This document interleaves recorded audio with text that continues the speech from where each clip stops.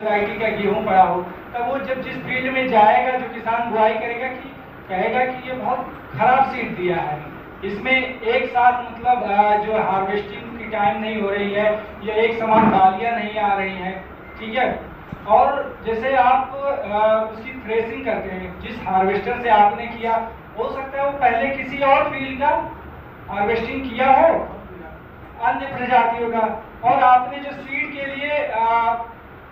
Variety लगाई है उसका मतलब हार्वेस्टिंग करवा दिया, तो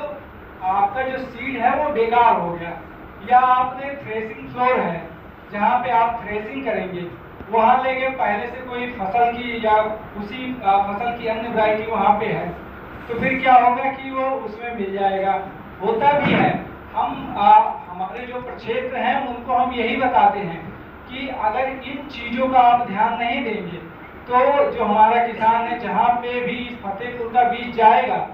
वो किसान गाली देगा, कहेगा कि ये कृषि विभाग वाले ने ढंग से नहीं उगाया है, जो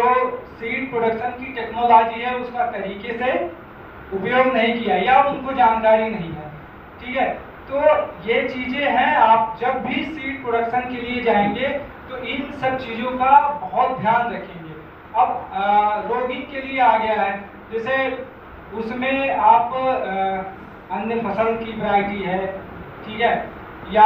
उसी फसल की अन्य वैरायटी है, तो आप 2-3 स्टेज में जाएंगे, देखेंगे जो उस फसल के जो उसके फिजिकल कैरेक्टर है, ठीक है,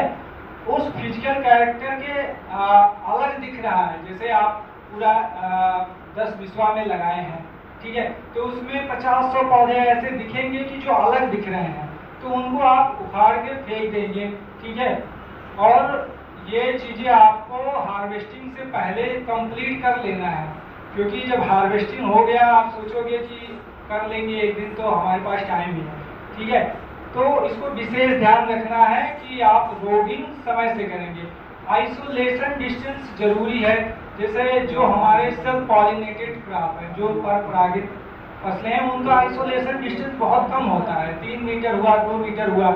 लेकिन जो परपरागित फसलें हैं, ठीक है, उनका आइसोलेशन डिस्टेंस जो होता है वो बहुत दूर दूर होता है, ठीक है। तो आप इस चीज का ध्यान रखेंगे कि आपने जैसे बाजरा लगाया है, अब उसका आइसोलेशन डिस्टेंस 1000 मीटर है, ठीक है। अब उससे पहले कोई चीज है तो क्या होगा कि पॉलिनेशन होगा और उसमें जेनेटिक इम्प्योरिटी आ जाएगी, ठीक है। जो दूसरी फसल आपके आसपास लगी है उसके जो कैरेक्टर हैं वो आपके जो सीड पर्पज के लिए आप जिस फसल को उगा रहे हैं उसमें वो